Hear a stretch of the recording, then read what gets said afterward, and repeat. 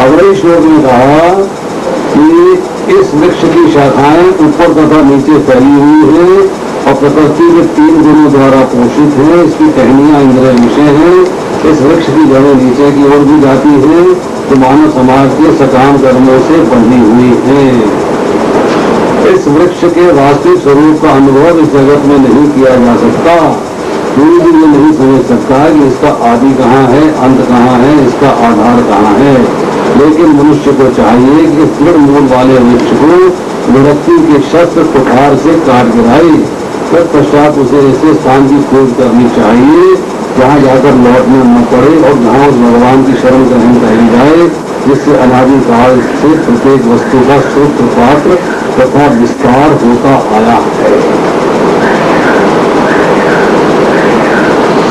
हमारी शुरू करते हैं अश्वत्थ वृक्ष से। पहले तो ये है कि ये बताएं 15वें अध्याय के अंदर जो है चर्चा क्या हो रही है, व्हाट इज दी कॉन्टेक्स्ट, बताओ। आज टेस्ट है आपका सबका।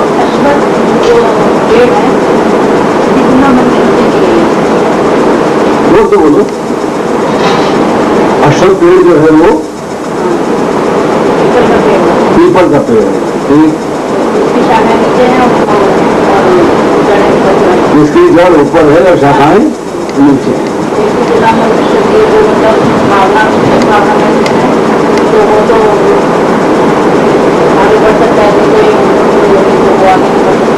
नहीं, सवाल ये है कि पेड़ की भाषा, पेड़ के बारे में यहाँ क्यों बता रहे हैं?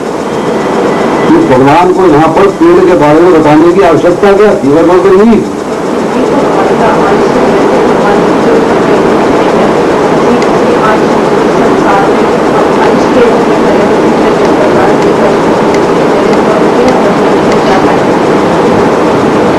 जड़ें ऊपर है और शाखाएं नीचे है, अर्थात जीव जो है भगवान का अंश है और अंश होने के नाते ये नीचे है और भगवान ऊपर है। यहाँ तो सही। और क्या समझ में आई? अश्वत्थ वृक्ष से क्या बात समझ में आ रही?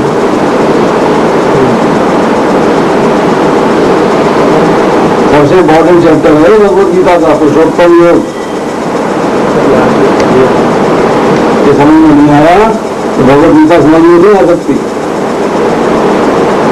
इसको समझना बड़ा आवश्यक है।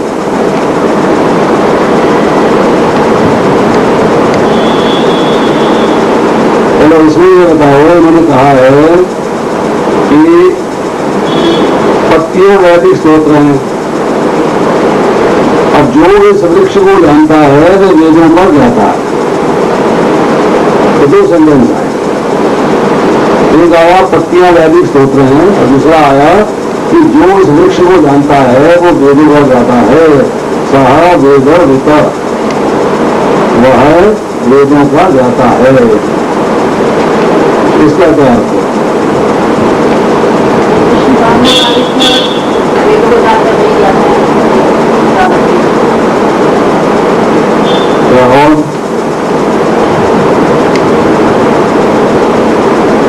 आपको मालूम है आपको समझने वाले तो आपको बात समझ में आई इस वृक्ष के बारे में सारी?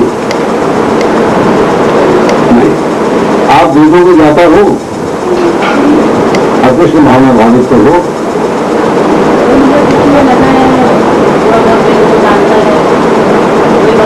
थोड़े बहुत से गाड़ी निकलती है, थोड़े से गाड़ी चलेगी तो थोड़े से गाड़ी पता कैसे चलेगी? ये देखो यहाँ लिखा है बड़ा स्पष्ट, दूसरे अध्याय के 42वें श्लोक में। अल्प ज्ञानी मनुष्य वेदों के अलंकारमय शब्दों के प्रति अत्यधिक आसक्त हो जाते हैं तो स्वर्ग की प्राप्ति, अच्छे जन शक्ति आदि के लिए सकाम कर्म करने की संस्कृति करते हैं। इंद्र तृप्ति एवं ऐश्वर्यमय जीवन की अभिलाषा कायम कहते हैं, इससे बढ़कर और कुछ नहीं है। ये तो वेदों का ज्ञान हो गया। और गए अल्टीमेटली भगवान यहाँ पे क्या बताना चाह रहे हैं? मतलब वो उन्होंने 15वें चैप्टर के अंदर हम पूरा 15वां चैप्टर पढ़ लें, उसके अनुवाद पढ़ लें, उसके बाद हमको समझना चाहिए कि भगवान इसमें हमको क्या समझाना चाहते हैं, क्यों समझाना चाहते हैं। what is the reason for this? कारण क्या है?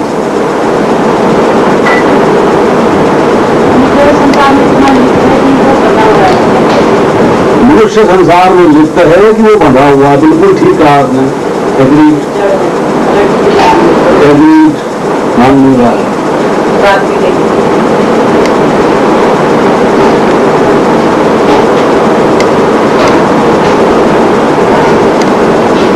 देखिए,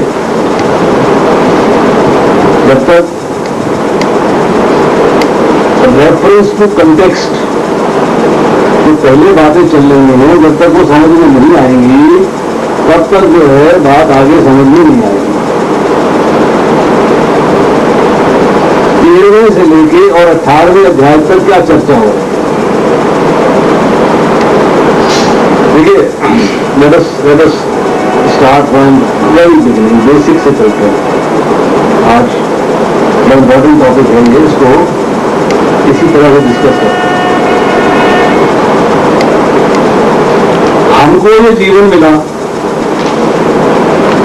उस जीवन में हमारा गुण क्या है, उद्देश्य क्या है, लक्ष्य क्या है? तो बातें एक है, हम ये बिना शास्त्र को बीच में लाए, आसपास का माहौल, अपने सर्कमस्टांसेस, अपना सब समझे कि हमें जीवन मिला है, वे जीवन अच्छे तरीके से व्यतीत करो, ठीक से कमाओ, ठीक से खाओ। आम व्यक्ति क्या सोचता है? तो जीवन यापन करना है, जीवन चलाना है, अपना शरीर मिला है, जन्म लिया है, इसको भोगना है, इसके अंदर ठीक से आदमी जीवन बिताए, ठीक से पढ़ाई करे, ठीक से नौकरी करे, ठीक से बिजनेस करे, ठीक से कमाए, उसके बाद ठीक से पैसे का प्रयोग करे, उसका दुष्प्रयोग नहीं करे, वगैरह वगैरह वगैरह। जीवन का एक लक्ष्य बन गया कि मेरे को जीवन को इस भौतिक संसार में ठीक से चलाना है। अब प्रश्न दूसरा आता है कि मृत्यु के बाद क्या? आंसर लगा, मृत्यु के बाद किसने देखा? सिंपल आंसर, मर गए तो किसने देखा जी? कौन जानता क्या होगा क्या नहीं होगा? बट हम अपने आसपास देखते हैं कि मृत्यु के बाद जो है पुनर्जन्म है। पुनर्जन्म के किस्से, कहानियां हमको आज की तारीख में भी मीडिया के पार्ट से, अखबारों के पार्ट से, लोगों के मिलने के पार्ट से मिलती है। इसी हमने भी देखा है, हमने बचपन में भी देखा तो बचपन की बात समझ के बुला दी, बड़े लोगों ने देखा तो बुला दिया, मेडिकल कॉलेज में देखा, पिछले जन्म में लोग चले गए हैं तो बुला दिया, ऐसे ही है, साइकोलॉजिकल प्रॉब्लम है, ये है, वो है। बट फिर हौले हौले जब इसमें इंटरेस्ट जागृत हुआ, ये बात का ज्ञान प्राप्त किया, क्या ये सच है कि झूठ है, तो ये लगा कि बिल्कुल सत्य है, क्योंकि हमारे पास ऐसे व्यक्ति उपलब्ध हैं जो अपने पूर्व जन्म के विषय में सारी बातें जानते हैं। यहाँ आस्था धाम में रुके थे, हरिद्वार में जाके, उसका जिसने फोन किया था मिस्टर भवन, तो डी ब्लॉक में रहते हैं कीर्ति नगर में, उन्हें अपना पूरा पिछला जमीन याद है।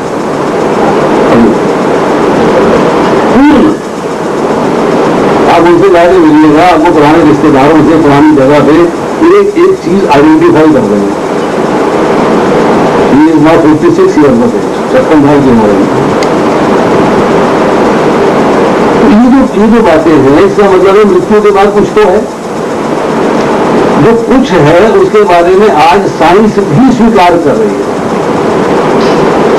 न्यूज़पेपर्स में आता है, डॉक्टरी रिपोर्टों में आता है। हम भी अपना आयन स्टीवेंसन जो है उसने अपना 3000 केसेस को स्टडी किया है रीबर्थ के, उसने अल्टीमेटली प्रूव किया है कि रीबर्थ होता है। अगर वो पूर्व जन्म है, पुनर्जन्म है, अगला जन्म भी है, जिसका मतलब है मृत्यु के बाद भी कष्ट है, तो यहाँ तो कष्ट भूल गया। आज हम सोच रहे हैं जिनको बड़ा पैसा आ गया, बड़ा आनंद आ गया, बड़ी खुशी मिल गई, ये हो गया, वो हो गया, जब घुटने नहीं चलेंगे, टॉयलेट जाना मुश्किल हो जाएगा, नहाना मुश्किल हो जाएगा, फिर आदमी क्या कहता है? अभी हमें महसूस नहीं होगा। हम उनसे पूछते हैं कि जो लोग जो है टॉयलेट जाना उनके लिए मुश्किल है, जिनके लिए एक कदम यहां से लेके वहां तक चलना मुश्किल है, जिनको बेड में सारी सर्विसेज चाहिए और सर्विसेज प्रोवाइड नहीं हो पाती हैं, उनसे पूछो भैया एक जन्म और धारण करके कष्ट झेलोगे? वो लगे एक तौबा दोबारा नहीं आना चाहिए। This is enough. भगवान दोबारा ये कष्ट किसी को न दिलवाए। जन्म, मृत्यु, बीमारी और बुढ़ापा, एकदम ही मर गया, बड़ा कष्ट हुआ, तो कुछ थोड़ी थोड़ी चंगा हो गया, बीमारी नहीं होगी, मतलब अच्छा हो गया, इसलिए जो है ना खुद तो खत्म हुआ ना घर वालों को तंग किया। क्योंकि अगर आप बीमारी भोगते हो, उस सिचुएशन में आते हो, उस पोजिशन में आते हो, तो बड़ी कष्टदायक है। 3 साल 4 साल लोग बिस्तर में, मुझे याद अच्छे तरीके से, तुम्हारे मरीज थे प्यारे लाल सूट इस नाटक में रहते थे, बेटा भी खाली, बेटी ही सारे काम करती थी, पेशाब की नली साफ करनी, पेशाब की नली बदलनी, पेशाब का सारा हिस्सा साफ करना, पॉटी साफ करनी, गंद साफ करना, और अल्टीमेटली जो है जब जमीन पे आ गए, घर से बहुत दिन को जमीन में लाया, तो उनके चारों तरफ चींटियां चींटी होती है, शरीर में जख्म हो गया, उसमें सफेद कीड़े चलना, किस किस को निकालेगी वो, तो कितना कष्ट होगा उनमें, मेरे सामने भी रहा इन्हीं फ्लैटों में। सीरियसली उनकी वाइफ के साथ हुआ, और मेरी अकेली बेचारी मायापुरी में सुबह फैक्ट्री में काम करती थी, मुझे कुछ पैसे कमा के लाती थी, बेटा भी पालना है, हस्बैंड ने छोड़ा हुआ है उसको, और अपना भाई है पूछता नहीं है, मतलब इतने कष्ट ले रहे हैं। तो आदमी क्या करता है, सिर्फ सूट साफ के कभी कभी होश में तो पूछे, मैं तो चाहता हूँ भगवान मुझे उठा ले, दोबारा मुझे न बोलना पड़े। सवाल ये है कि क्या हम जो है बार बार जन्म भोगने को तैयार हैं? पुनर्जन्म है, ये साइंस भी प्रूव कर चुकी है, पुनर्जन्म है, ये शास्त्र भी कहता है। जो बात शास्त्र कहता है वो आज साइंस प्रूव कर चुकी है। हमारे पास ऐसे लोग हैं, मेरे पास एक क्रिश्चियन लेडी आई थी पीछे ट्रीटमेंट कराने के लिए, 32-33 साल की, तो कहती है कि आई डाई, और मैं ऊपर पहुंची हूँ तो मेरे को जो है 2 कमरों के अंदर से क्रॉस कराया गया। तो ये एक है सिंपल, एक है मतलब पुण्य का है, एक पाप का है। तो ये जो पुण्य वाले कमरे में से बाहर निकाला गया तो मैंने देखा वहां पर उसको सड़क का पूरी अनुभूति हो रही है, और जब पाप के कमरे से बाहर निकाला गया उसमें मौत की अनुभूति हो रही है। जब मुझे दोनों दिखाए और सडनली शटर डाउन कर दिया, मेरे को वापस होश आ गया। डॉक्टर सब डिक्लेयर कर चुके थे, दोनों पीटना हो चुका था अस्पताल में। ये ऐसी सिचुएशन आई स्टिल रिमेंबर, मैं जो तिलक नगर में काम करता था, मीडिया आई मेरे पास, हम सराहनी इस काम से बाकी वगैरह चलती, उसने मेरे से कहा, ऐसी बातचीत चली गई, बुढ़ा कहने लगा मिली की दवाई दिए, मैं मर जाऊँ, तो की करोगे, और कहना जान छुटेगी इसलिए कहीं करेंगे। उसका मुझे जो है नहीं, घर वाले देख रही लेकिन मैं क्यों करूँगा। तो मैंने कहा वो देख क्या है, कुछ है कि डॉक्टर था, वही मानता भी था। तो बुढ़िया कहती है, लाइन में खड़ी थी, पहला नंबर पास था, कहती मैं तो देख आई हूँ, तो देख आई हूँ। जब मैंने जो पूछा कहीं तो लाहौर के रहने वाले हैं, मैं सीढ़ी से गिरी और मर गई, ऊपर पहुंची, यमराज ने कहा भैया हम सलामी दूसरी देश तो कहाँ से ले आए, उसको वापस करो। मेरा शरीर समाप्त नहीं हुआ था, मेरे को वापस डाल दिया, दूसरी अंतरानी को ले गए। 4 गली थी और नीली मैरिट थी, कभी मेरी कम से टांग टूटी हुई है और टूटी टांग लेकर चलती है, तो सीढ़ी से गिरी थी, टांग टूट गई थी। मतलब ये सारी बातें जो है हमारे दिमाग को खराब किया, तो हमें समझ में आया कि ये देयर इज समथिंग, जो कि मिसिंग है, हम उसके बारे में नहीं जानते।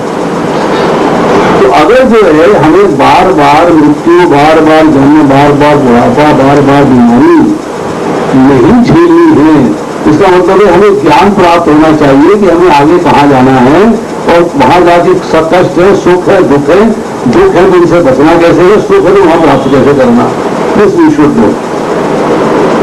तो इसीलिए जो है भगवत गीता के अंदर भगवान जो है क्या बताते हैं, धर्म क्षेत्र कुरुक्षेत्र, लास्ट शब्द क्या है, नीति मति मम।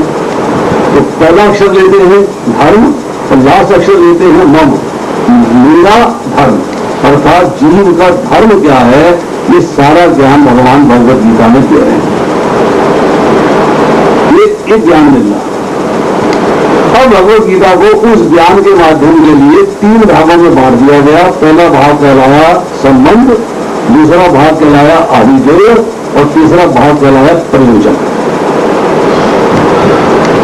संबंध का अर्थ यह है कि मेरा भगवान के साथ संबंध क्या है, उसको एनालाइज करना, उसको अंडरस्टैंड करना कि मेरा भगवान के साथ संबंध क्या है।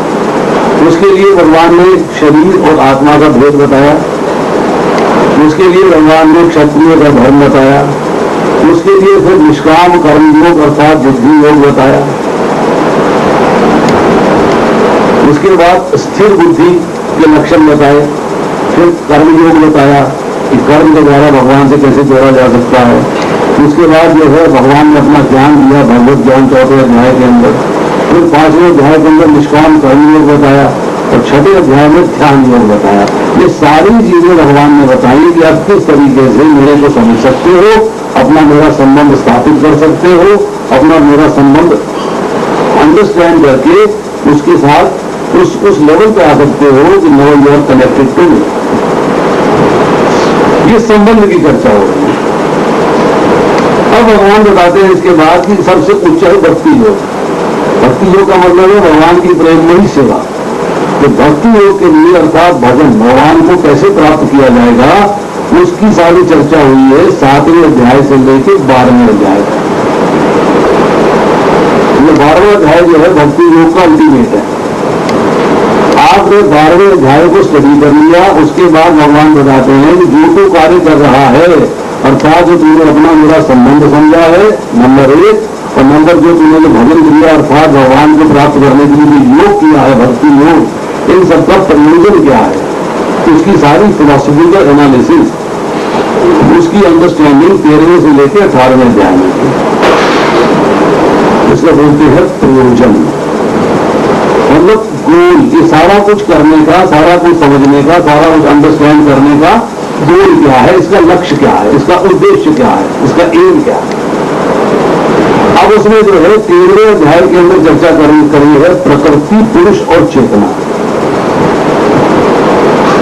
13वें अध्याय के अंदर भगवान ने चर्चा करी है कि शरीर क्या है अर्थात क्षेत्र क्या है, शरीर को जानने वाला अर्थात क्षेत्रज्ञ क्या है, ज्ञान क्या है, ये क्या है, भौतिक प्रकृति क्या है और भोक्ता कौन है। इन 6 चीजों की चर्चा में 13वां अध्याय में ध्यान देने के लिए समझाया गया। फाइनल कंक्लूजन ये निकाला कि सुख और दुख जो है आत्मा भोगती है, परंतु माध्यम रहता है शरीर। शरीर के माध्यम से जो है जीव तो सुख और दुख भोगता है और शरीर के माध्यम से ही जो है वो योनियां ग्रहण करता है, चाहे उत्तम योनि हो और चाहे अधम योनि हो। फिर बताया 14वें अध्याय के अंदर कि जो भी कार्य होते हैं प्रकृति के 3 गुणों के अंतर्गत होते हैं, सतोगुण, रजोगुण और तमोगुण। व्यक्ति जो है हर वक्त इन तीनों गुणों से बंधा रहता है, चाहे वो एक गुण जो है जैसे कि लोहे की जंजीर है, रजोगुण जो है चांदी की जंजीर है, सतोगुण जो है सोने की जंजीर है, जंजीर तीनों है अर्थात तीनों गुणों में बंधा रहता है। फिर उन्होंने बताया कि जो सतोगुण है उसकी क्वालिटी क्या है कि व्यक्ति जो है ज्ञान और सुख के भाव से बन जाता है और निष्पाप है सतोगुण, पाप कर्मों से मुक्त करने वाला है और शुद्ध है, प्रकाशमय है। सतोगुण में आप समझ पाते हो क्या ठीक है और क्या गलत है, अंडरस्टैंड कर सकते हो। फिर बताया रजोगुण के बारे में, इसकी उत्पत्ति असीम आकांक्षाओं तथा तृष्णाओं से होती है, डिजायर्स, बहुत डिजायर्स होगी, अनलिमिटेड डिजायर है, तृष्णा के लेवल पर आ गए और इससे जो है जीव कार्य करता है अपने सुख के लिए, अपने एंजॉयमेंट के लिए, तो कर्मों के बंधन में बनता चला जाता है। भोगने के लिए तो शरीर चाहिए। फिर बताया तमोगुण, तमोगुण का जो है मतलब है प्रमाद अर्थात पागलपन, आलस्य और नींद। जब आदमी जो है प्रमाद का मतलब है कि ना करने वाला काम है कर लेता है, जो करने वाला काम है करता नहीं है, अल्टीमेटली क्या है मेरी योनि में चला जाता है। ये सारी बात बताने के बाद भगवान बताते हैं कि अब तुझे दूसरी योनि में जाना है, उच्च योनि में जाना है या मध्यम योनि में जाना है, योनि में तो जाना है ना। तो सवाल ये योनि से बाहर कैसे निकलेगा, तुझे शरीर ही मोड़ना है तो तेरे को कोई ना कोई योनि तो प्राप्त हो ही रही है। इसका मतलब यह है कि तुझे कुछ ऐसे कार्य करने चाहिए कि तू इन सबसे बाहर निकल जाए। इसके लिए भगवान बताते हैं कि जो व्यक्ति तीनों गुणों से परे है उसके लक्षण क्या होते हैं। इस और में जय होता है कि ना आप सतोगुण में हो, ना रजोगुण में हो, ना तमोगुण में हो, आप तीनों गुणों से ऊपर। इतनी चर्चा करने के बाद भगवान ने बताया कि 14वें अध्याय के 26वें श्लोक में जाके कि वह तुरंत ही प्रकृति के गुणों को लांग जाता है। इस प्रकार ब्रह्म के स्तर पद पर पहुंच जाता है। मतलब जीव जो है वो प्रकृति के तीनों गुणों को पार कर लेता है और पार करने के बाद जो है वो ब्रह्म के पद पर पहुंच जाता है। अब ब्रह्म का पद क्या है? मतलब ब्रह्म जो है उसके अंदर क्या क्वालिटी है? आप ब्रह्म के लेवल पे अहम ब्रह्मास्मि में ब्रह्म हूं, तो आप ब्रह्म के लेवल पे आपके पास क्या क्वालिटी है?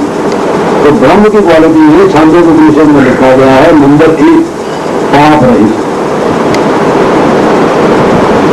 नो सिन। व्यक्ति जो है उससे कोई गलत कार्य नहीं होता, कोई पाप का कार्य नहीं करता। नंबर 2 मृत्यु रहित, मतलब उसे मृत्यु से कोई डर नहीं है। तो उस स्टेज पे आ जाता है जबकि भगवान के धाम चला जाता है तब उसको फिर लौट कर संसार में नहीं आना होता है। अर्थात फिर इसमें इधर अलग दिखाया जाए। नो ओल्ड एज, बुढ़ापा नहीं, नो हंगर, भोजन की इच्छा नहीं है, नो थर्स्ट, प्यास की इच्छा नहीं है, नो लेमेंटेशन, शोक नहीं है, और सत्य काम और सत्य संकल्प। 8 गुण उसके अंदर डेवलप हो जाते हैं तब वो कहता है ये ब्रह्म के पद पर है। कब होता है ब्रह्म के पद पर? जब वो प्रकृति के तीनों गुणों को क्रॉस कर जाता है, अर्थात सतोगुण पार कर जाता है, रजोगुण पार कर जाता है और तमोगुण पार। अब इसके बाद जो है 27वें श्लोक में भगवान बताते हैं कि मैं ही उस निराकार ब्रह्म का आश्रय हूं। मतलब जिस ब्रह्म की चर्चा हो रही है, ब्रह्म का पद आ रहा है जो, उसका जो है मैं ही आश्रय हूं, अगर आधार मैं ही हूं, उसका बेस, उसका बेसिस, उसका आश्रय, उसका आधार मैं। अब जब भगवान ने कह दिया कि उसका आधार मैं हूं, उसका आश्रय मैं हूं, अब अर्जुन के मन में प्रश्न उठ सकते हैं। अब अर्जुन जो है वो प्रश्न कर सकता है। क्या प्रश्न कर सकता है? देखिए बड़े सुंदर प्रश्न है, क्योंकि ये नहीं तो भगवान एंटीसिपेट करते हैं कि प्रश्न इसके मन में आ सकते हैं। भगवान ने ये एंटीसिपेट कर लिया है कि प्रश्न जो है इसके मन में आ सकते हैं। ये भगवान ने कहा है ब्रह्म के पद पर आने के लिए आपको अनन्य भक्ति के द्वारा ही वहां पहुंच सकते हो और कोई रास्ता नहीं। प्रश्न ये है कि अर्जुन कहता है आपने तो मनुष्य का आकार लिया हुआ है और आपकी भक्ति के द्वारा मनुष्य ब्रह्म भाव को कैसे प्राप्त हो सकता है? अर्जुन के मन में प्रश्न आ रहा है, ये किया नहीं है, पर उसके मन में प्रश्न आ सकता है कि आप तो मनुष्य के रूप में खड़े, जैसा मैं हूं वैसे ही आप हो, और आप कह रहे हो मैं ब्रह्म का आधार हूं। मतलब ब्रह्म का मतलब है बृहत्तर ब्रह्म, मतलब बड़ा करने की शक्ति, बड़े से बड़ा, बड़े से बड़ा, बड़े से बड़ा करने की शक्ति, बड़ा होने की शक्ति। बड़े हैं आप, इतने बड़े हैं कि आपसे बहुत बड़ी बड़ी जो है सृष्टियां रचित होती हैं। आप इतने बड़े हैं, परंतु कुछ बड़े हैं, आप तो मेरे सामने मनुष्य के रूप में खड़े हैं। आप कह रहे हैं मैं ब्रह्म हूं। ब्रह्म का साइज जो है अनलिमिटेड है, उसको आप साइज फ्रेम में नहीं नाप सकते। तो अर्जुन के मन में प्रश्न आ सकता है। तो भगवान कहते हैं मेरा आकार इस समय मनुष्य का है, परंतु मैं ही ब्रह्म की प्रतिष्ठा हूं, मैं ही ब्रह्म का आश्रय हूं। इतनी बात जो भगवान ने बताई है, अब अर्जुन के मन के अंदर जो है प्रश्न होता है कि आपने कहा कि मनुष्य जो है इन तीनों गुणों को पार करके ब्रह्म भाव को प्राप्त होता है। एक सिंपल स्टेटमेंट कि मनुष्य जो है, ये तीन गुण जो है, सतोगुण, रजोगुण, तमोगुण, इन तीनों को जब पार कर जाता है तो वो ब्रह्म के पद पे आता है, ब्रह्म भाव को प्राप्त होता है। सा गुणान समतीत्य 14वें अध्याय के 26वें श्लोक में कहा गया। अब क्वेश्चन नंबर 1, ये जो संसार गुणों से बंधा हुआ है, संसार क्या है ये तो बताओ। ये गुणमय संसार क्या है? पहली बात,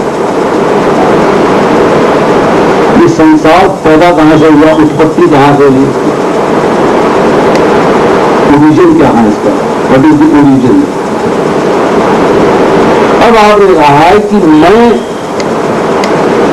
आपका अंश हूं या मैं जीव हूं, कि मैं जीव जो है ये कौन है, कि आत्मा अर्थात क्या है, आत्मा कौन है, अर्थात जीव कौन है। जीव कहां से आया है, कैसे इस भौतिक बंधन में बंधा है, और आपकी भक्ति के द्वारा किस प्रकार इस भौतिक बंधन से पार लेगा। एक शरीर से लेकर दूसरे शरीर तक जीव किस तरह जाता है, मास माइग्रेशन ऑफ सोल को कहा जाता है कि आत्मा जो है एक शरीर से निकल के दूसरे शरीर में चली जाती है, तो वो कैसे जाती है, अपने साथ क्या क्या ले जाती है। आत्मा आपने बोला है कि ब्रह्म के पद पे है, जिसमें कोई कष्ट नहीं है, कोई तकलीफ नहीं है, कोई सुख दुख कैसे बोलती है, इसका आपने हिंट जो है हमको 13वें अध्याय में दे दिया है। परंतु यहां प्रश्न ये है कि जीव जो है इस दुनिया में किस प्रकार से कष्ट पा रहा है, और जब आपकी भक्ति करके इस संसार से कैसे पार हो जाता है। फिर आपने कहा है कि जीव जो है पार होने का मतलब है ब्रह्म के पद को प्राप्त होता है, तो ब्रह्म कौन है। और आपने कहा कि ब्रह्म की प्रतिष्ठा मैं हूं, तो आप कौन है। प्रश्न में से प्रश्न निकलता आ रहा है। अल्टीमेटली प्रश्न ये हो गया है, आप कौन हो, जीव कौन है, भौतिक संसार क्या है, तीनों का ज्ञान। और फिर ये है कि जीव भौतिक संसार में कैसे फंसा है, जीव भौतिक संसार में एक शरीर को छोड़ के दूसरे शरीर में कैसे जाता है, और जीव इस संसार से पार कैसे जाता है। ये सारे प्रश्नों का उत्तर जो है भगवान यहाँ पर भगवत गीता के 15वें अध्याय पुरुषोत्तम योग में देते हैं। ब्रह्म का मतलब ये है कि वही लेवल जो भगवान का है, भगवान नहीं, भगवान के प्लेटफॉर्म, भगवान के लेवल पे, अर्थात जीव जो है सच्चिदानंद है, 8 गुणों वाला है, परंतु अनादिकाल से कर्म के फलों को भोग रहा है और कई प्रकार के संग कर रहा है। अब ये जीव ज्ञान के द्वारा भेद करके अनन्य भक्ति के योग द्वारा मेरी आराधना करे और 3 गुणों को पार कर ब्रह्म की अनुभूति के योग्य हो जाए, अर्थात ब्रह्म के पद को प्राप्त हो जाए। ये सारा फॉर्मूला जो है भगवान यहाँ 15वें अध्याय के अंदर समझाते हैं। ये लोगोलवाद है। जीव भगवान का अंश है, रिश्ता किससे है, भगवान से है या किसी और से। आपका पुत्र आपका अंश है, तो कहते हैं ना थर्ड रिलेशन, फर्स्ट रिलेशन किससे है, पिता से। बाकी तो सेकेंडरी है ना, मामा है, चाचा है, ताऊ है, फूफा सेकेंडरी है, फर्स्ट कौन है, फादर। तो जीव का संबंध जो है अपने अंशी अर्थात जिसका वो पार्ट एंड पार्सल है, अर्थात भगवान, उससे। पर कई बार हम देखते हैं कि बच्चा जो है अपने पिता को छोड़ के अपने किसी मित्र से, किसी और पड़ोसी से संबंध स्थापित कर लेता है। ये मेरे जो अंकल जो है ना, इज लाइक माय फादर, और अपने पिता को भूल गया।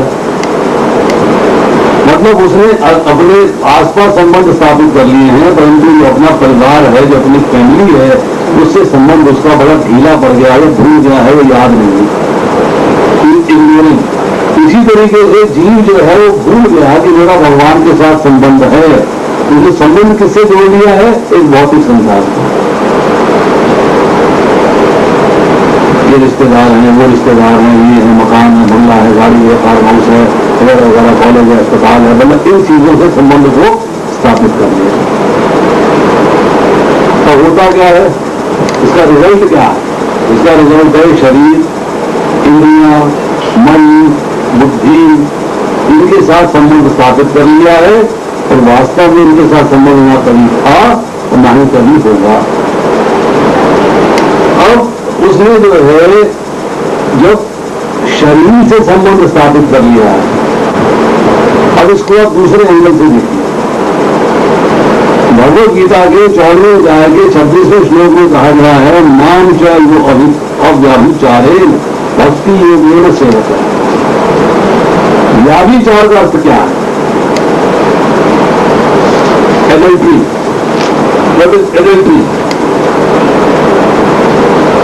एडल्ट्री का मतलब है कि व्यक्ति जो है, कोई स्त्री जो है अपने पति को छोड़कर दूसरे से संबंध स्थापित करे, या पति जो है अपनी पत्नी को छोड़कर दूसरे से संबंध स्थापित करे, दैट इज व्याभिचार, दैट इज एडल्ट्री।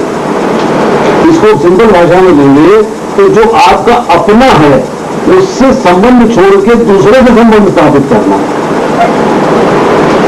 अपने भाई को छोड़ के दूसरे को भाई बना लेना, उससे संबंध स्थापित कर लेना, तो व्याभिचार है। मतलब भगवान क्या कह रहे हैं, अव्याभिचारिणी, अनुलभ भक्ति जो है अव्याभिचारिणी होनी चाहिए। अर्थात आपने अगर जो है भगवान के साथ अपना संबंध त्याग कर, संबंध को भूलकर, संबंध को छोड़कर संसार के साथ संबंध बना लिया है, तो वो भी व्याभिचार है।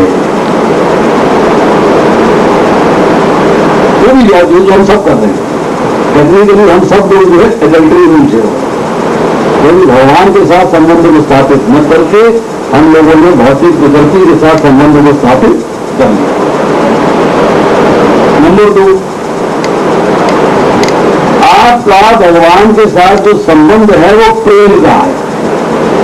व्हाट इज प्रेम?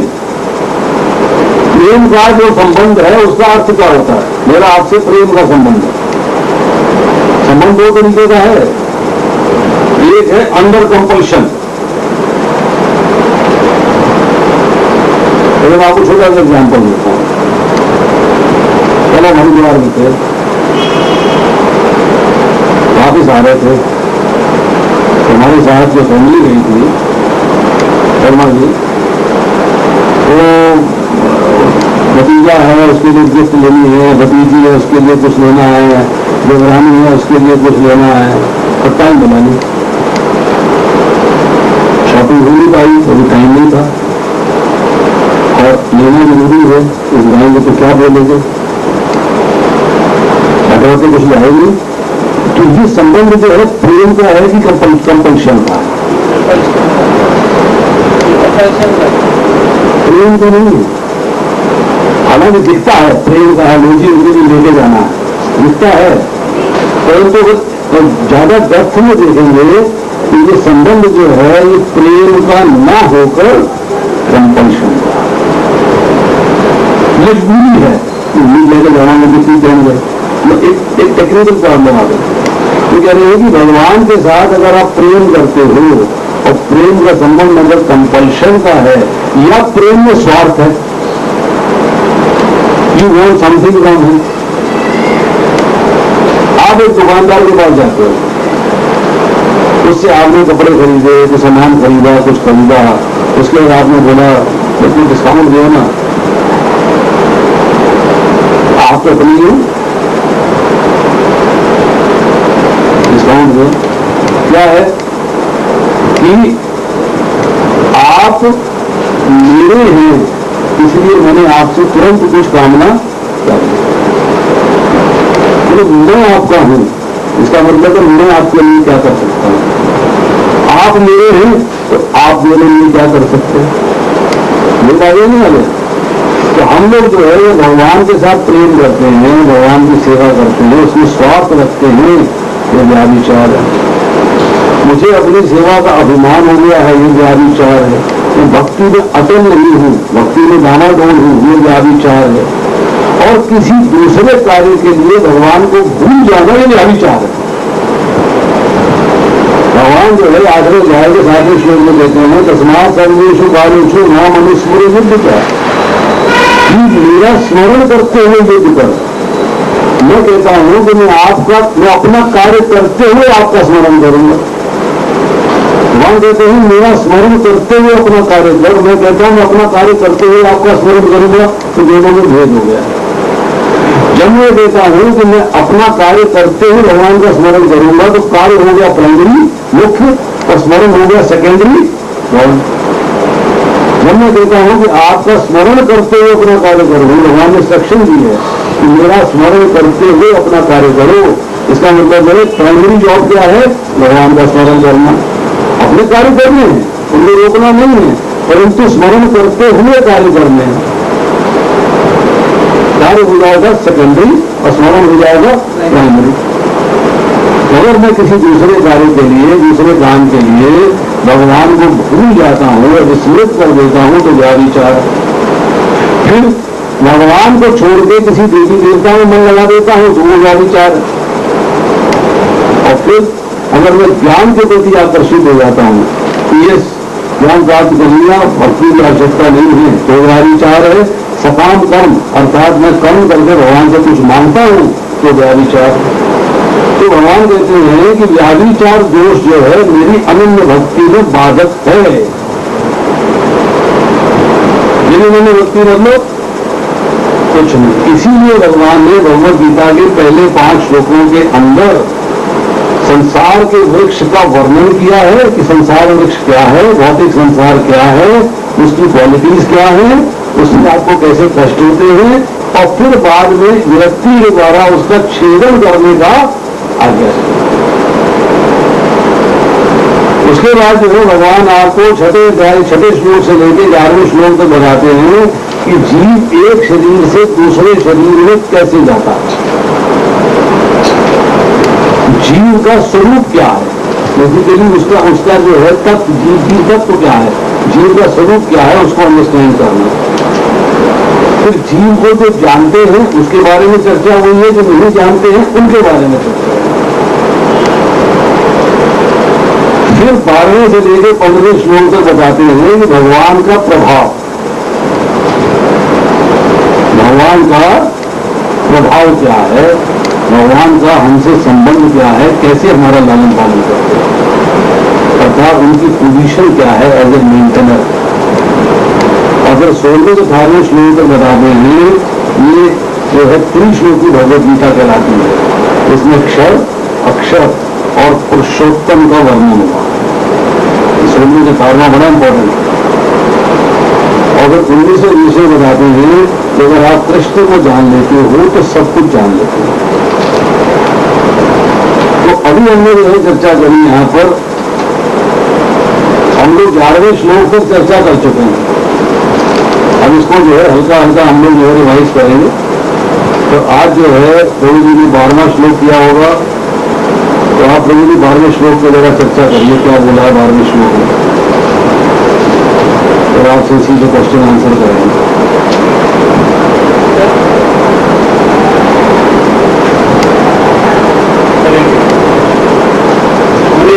जो सारे विश्व में अधिकार को दूर करता है उससे भी निकलता है।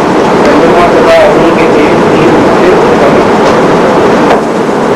सूर्य को प्राप्त हुआ तो तेज संपूर्ण जगत को प्रकाशित करता है, और जो तेज चंद्रमा में है तथा जो तेज अग्नि में है उस तेज को मेरा ही अर्थात वह तेज उससे उत्पन्न है। प्रकृति में स्थित होने के कारण जीव जागत जो दिखते हैं, जैसे स्त्री शरीर धन का महत्व देखने लगता है, भगवान का नहीं। अतः जीव पर पड़े इस जागत पदार्थों के महत्व को हटाने के लिए भगवान अपने प्रभावों का वर्णन करते हुए यह स्पष्ट करते हैं कि मैं प्रभावशाली हूँ, मेरी ही प्रकाश से यह सब प्रकाशित हो रही है। इसके वचन का अर्थ है कि सूर्य के प्रकाश में सिर्फ एक प्रकाश इतना महान है कि संपूर्ण ब्रह्मांड उससे प्रकाशित होता है।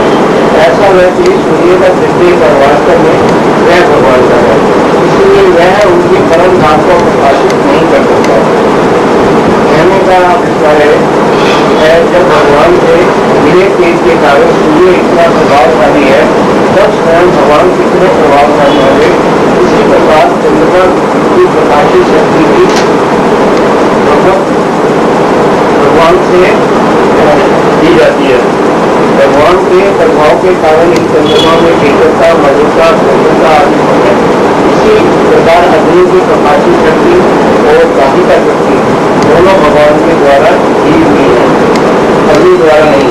ऐसा यदि भगवान उसके यह जानने की सूर्य, चंद्रमा तथा अग्नि का प्रकाश तथा तेज भगवान श्री कृष्ण से उद्भुत हो रहा है, तो उसमें इस धारणा अमृत का ज्ञान हो जाएगा।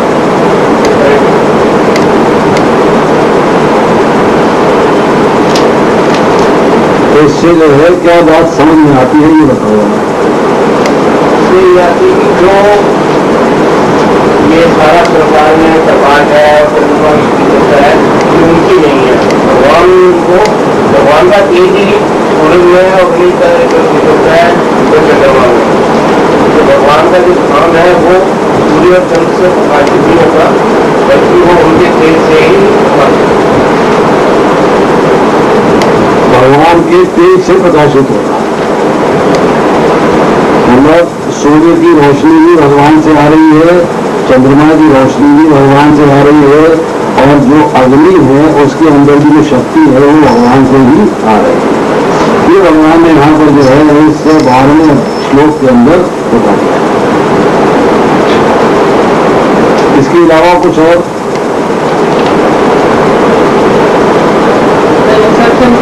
देखना चाहिए कि भगवान की तो प्रभावशाली जो मनुष्य है उसी में लगा हुआ है, स्त्री पुरुष उसे छोड़ के उसे ये मान लेना चाहिए भगवान उससे प्रभावशाली। तो आप 13वां श्लोक बताओ, पढ़ा कि नहीं पढ़ा? आप पढ़ाओ। मैं ही पृथ्वी में प्रविष्ट होकर अपनी शक्ति से समस्त प्राणियों को धारण करता हूँ, और मैं ही रस स्वरूप चंद्रमा होकर समस्त औषधियों वनस्पतियों को पुष्ट करता हूँ। पृथ्वी में अन्न व औषधियों को उत्पन्न करने की शक्ति व उत्तर कर्षक शक्ति भी भगवान की है। चंद्रमा में दो शक्तियाँ हैं, प्रकाश की शक्ति व पोषण शक्ति। चंद्रमा शुक्ल पक्ष में पोषण और कृष्ण पक्ष में शोषक होता है। शुक्ल पक्ष में चंद्रमा की मधुर किरणों से अमृत वर्षा होने से लता वृक्ष आदि पुष्ट होते हैं व फलते फूलते हैं, अर्थात भगवान ही चंद्रमा बनकर समस्त वनस्पतियों को जीवन रस प्रदान करते हैं। सारे लोग भी केवल भगवान की शक्ति से वायु में तैर रहे हैं। ब्रह्म संहिता में भी इसकी विवेचना की गई है कि परमेश्वर का एक अंश परमात्मा लोगों में, ब्रह्मांड में, जीव में तथा अणु तक में प्रवेश करता है। वह उनके प्रवेश करने के कारण ही प्रत्येक वस्तु ठीक से दिखती है। जैसे आत्मा के होने के कारण ही जीवित मनुष्य पानी में तैर सकता है, और जब ये आत्मा देह से निकल जाती है तो शरीर पानी में डूब जाता है, और जब वो पानी में सट जाता है तो फिर ऊपर पिंडे की तरह पानी में तैरता है। भगवान की परम शक्ति प्रत्येक लोग को उसी तरह थामे रहती है, इस प्रकार धूल को मुट्ठी में बांध के रखती है। जब मुट्ठी खोले तो धूल वायु में मिल जाती है। भगवान के कारण ही सूर्य चमकता है और सारे लोग लगातार घूमते रहते हैं। यदि ऐसा उनके कारण ना हो तो सारे लोग धूल के समान बिखर कर नष्ट हो जाते। यह सब भगवान करते हैं, इनके कारण मनुष्य भोजन का आनंद लेता है, अन्यथा मनुष्य जीवित ही नहीं रह पाए।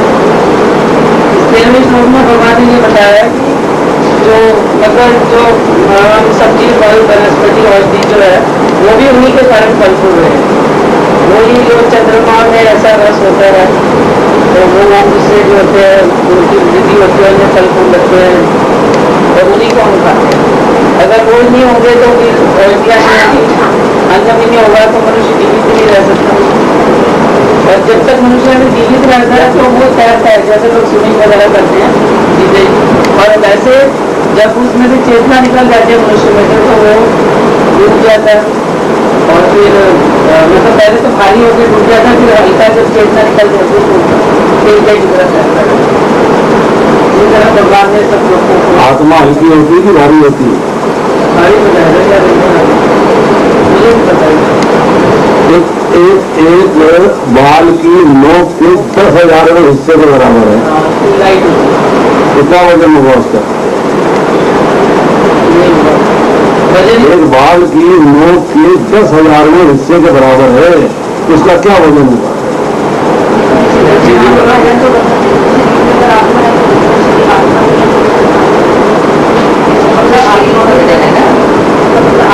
आदमी मर जाता है, 4 आदमी कंधे में उठा नहीं पाते, इतना भारी होता है, उसको ले आ नहीं जाते। चेतना जैसे जिस शरीर में जाती है उसी का भार सा हो जाता है। आत्मा की वजह से चेतना रहती है शरीर में, वो तो ठीक है, हमें पूछ रहे आत्मा भारी है कि हल्की है? हल्की है। अब आत्मा चिड़िया में होगी तो हल्की जो चीज एक बाल की नोक के 10,000वें हिस्से के बराबर है, वो हल्की है कि भारी है? उसका वजन क्या होगा? बाल का कितना वजन होगा? लाइट होनी चाहिए। बाल का वजन नाप सकते, एक बाल का वजन नाप सकते हो, और एक बाल की नोक का वजन नाप सकते हो, उसका भी आगे और नोक के 10,000वें हिस्से का वजन नाप सकते हो। अब सोचो,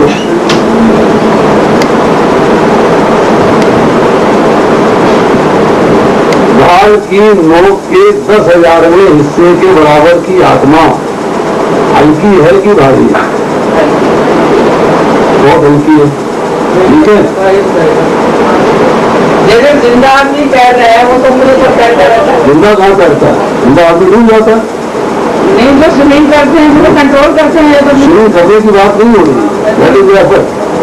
आज जिंदे आदमी को पानी में फेंक दो तो डूब जाए, तो आत्मा निकल जाएगी, हल्का के ऊपर आ जाएगा। ऊपर तैर जाएगा। आत्मा हल्की होगी भारी होगी?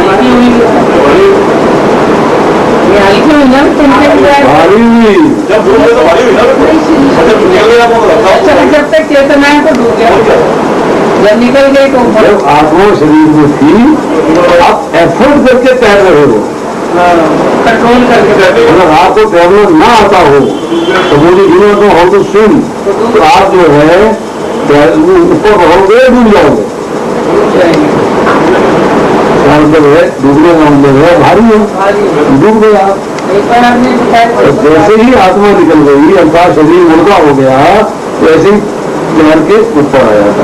इसका मतलब यह है जब ऊपर आ जाता है तो आत्मा से निकलने के बाद शरीर, जब तक आत्मा शरीर में थी तब तक शरीर भारी था, तो वो जो शरीर तो तैर रहा है, डूबने जब डूब जाता है इसका मतलब है आत्मा का वजन ऐड हुआ तो शरीर डूब गया।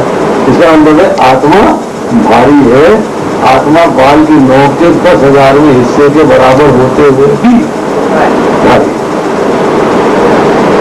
स्टेज में तो उसमें आत्मा नहीं होती, जब उसको 4 जने लेके जा रहे हैं वो तो भारी होता है। आत्मा नहीं, स्थूल शरीर है ना, वो भारी है। शरीर का वजन होता होगा। शरीर का वजन तो है, शरीर का उतना वजन होते हुए भी हल्का है, पानी में तैर जाता है। ये क्वालिटी है।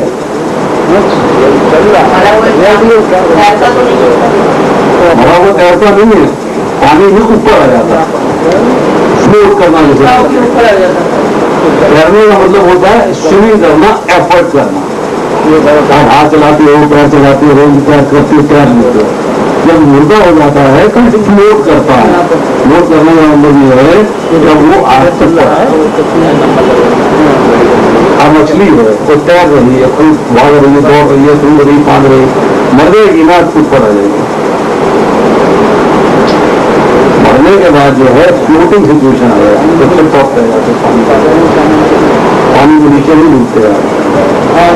किसी को जब जो है जल समाधि दी जाती है तो उसके साथ वजनदार पत्थर बांधे जाते हैं ताकि उसको नीचे तक वो पकड़ रखते हैं। उन पत्थरों के भरोसे उसको नदी में छोड़ा जाता है। मार के ऐसे पत्थर मार के मार दिया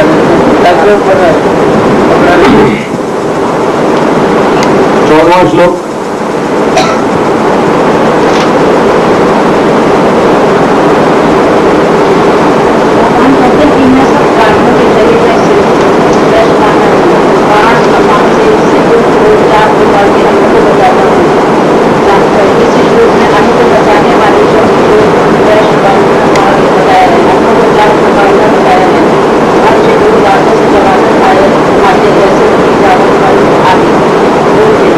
आपने दूर निकल कर खाया जाता है, जैसे दूध पानी आदि।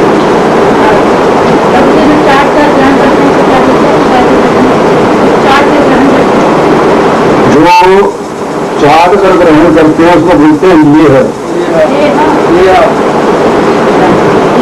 ले जिसको आप जैसे कुत्ता होता है जिसको आप जीवा से चाटते हैं कुछ चीजों को,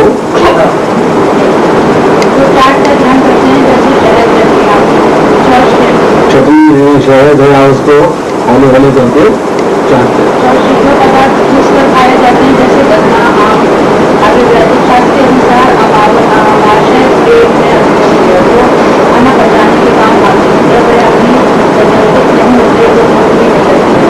याद रखने पर यह अग्नि भगवान का प्रतिनिधि स्वरूप है। इस संसार में पूजा के जितने भी स्रोत हैं और इनके द्वारा जीवों की जितनी शक्ति का धारा खोलना जाए वह सब भगवान की ईश्वर शक्ति का निश्चय है।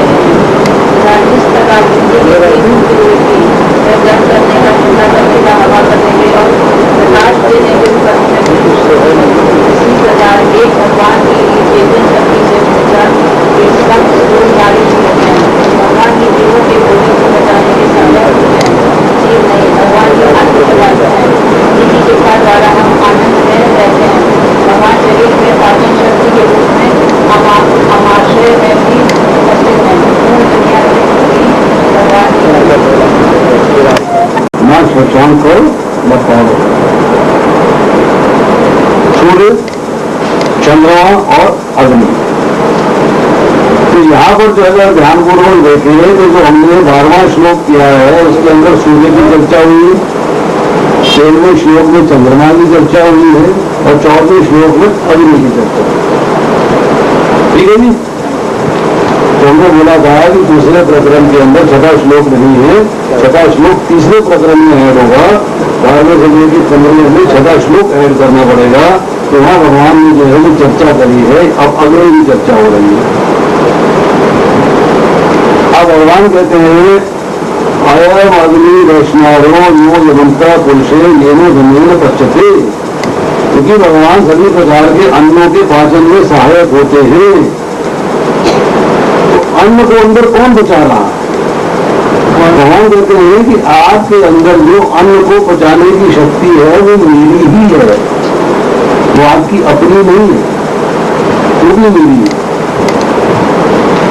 सूर्य के बारे में बताया, चंद्रमा के बारे में बताया, अब अग्नि के बारे में बताया कि आपके अंदर जो पचाने की शक्ति है वो मेरी ही है।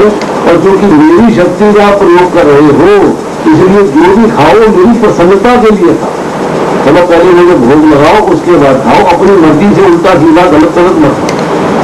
तो गलत सलत खाओगे मुझे एक्सेप्टेबल नहीं होगा, मैं पचाऊंगा नहीं, आपको इंडाइजेशन रहेगी, आप प्रॉब्लम में रहोगे। इसको हम लोग समझते नहीं। इस तरह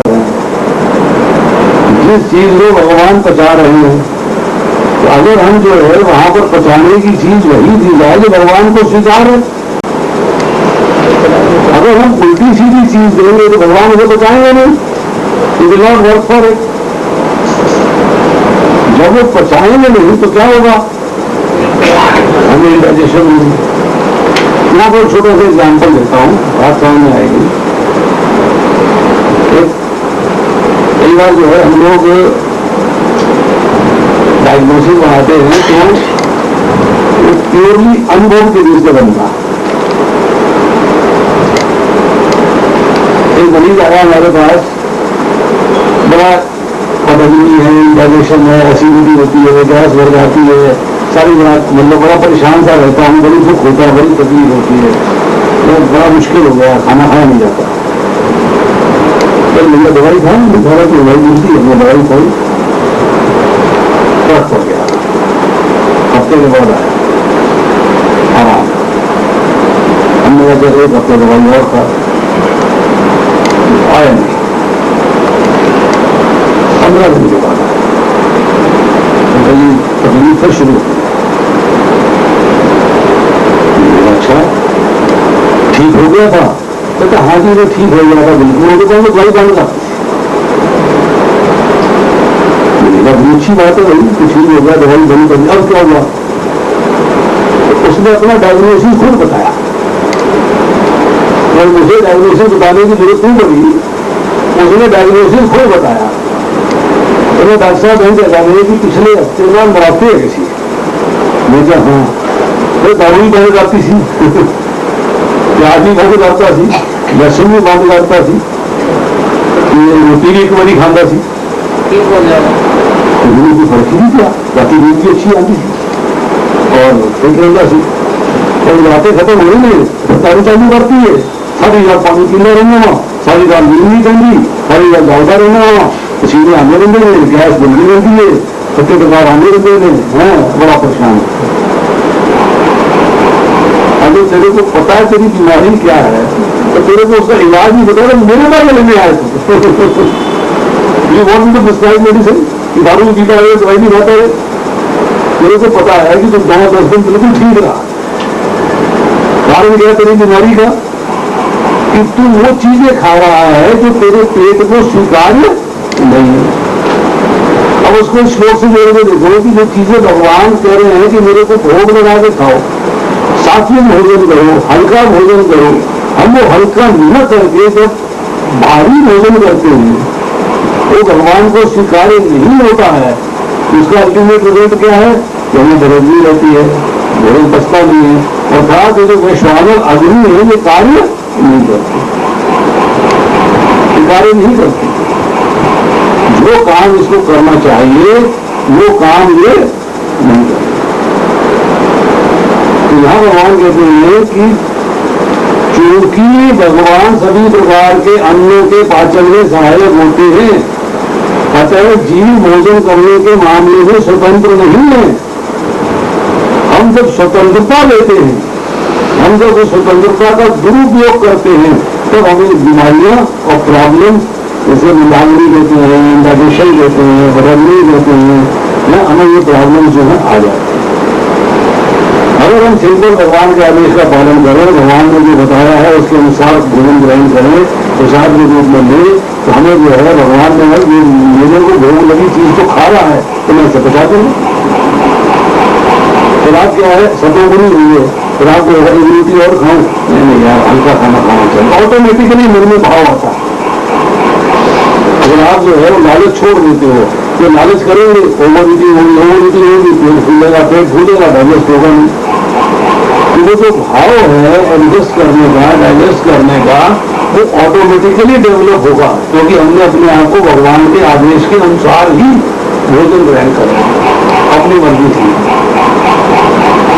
यहाँ भगवान कहते हैं शब्दादिभ्योन्त प्रतिष्ठान, भगवान शब्द के भीतर, शरीर के भीतर, वायु के भीतर, अमाशय में पाचक शक्ति के रूप में उपस्थित हैं। भगवान कहते हैं शक्ति यही है, तो शक्ति जो है आपके पेट में भोजन को हजम करने की है, खाने को डाइजेस्ट करने की है, वो शक्ति भी मेरे द्वारा ही दी गई है, मैं ही उसका सोच हूं, मेरे से ही उद्भूत है, मैं ही उसका उद्गम। हम इसको स्वीकार नहीं करते, हम समझते हैं कि मैं कर सकता हूं, ओवरईटिंग कर लेता हूं, 2 गोलियां खा लूंगा, खाना आ जाता है, 1 दिन खा लेगा, 1 दिन, 2 दिन, 3 दिन, 4 दिन, सिचुएशन फिर वही थी। तो आइए 15वें श्लोक पे बताओ जी बताइए। मैं प्रत्येक जीव के हृदय में आसीन हूँ, मुझसे ही स्मृति, ज्ञान तथा विस्मृति होती है, मैं ही वेदों द्वारा जानने योग्य हूँ, निसंदेह में वेदांत का संकलन करता और समस्त वेदों को जानने वाला हूँ। आप बोले बताइए। भगवान कहते हैं कि मैं ही सब प्राणी के हृदय में अंतर्यामी रूप में स्थित हूँ, मुझसे ही स्मृति, ज्ञान तथा विस्मृति होती है, वेदों के द्वारा मैं ही जानने योग्य, वेदांत का निर्माण करने वाला तथा वेदों का अर्थ जानने वाला ही मैं हूँ। शरीर के इस स्थान से सारे विषय निकलते हैं और जहाँ जाकर विलीन हो जाते हैं और जो मन को धारण करने वाला स्थान है वही हृदय कहलाता है। भगवान कहते हैं कि मैं हृदय में वो ही, मैं हृदय में ही स्थित हूँ, सारे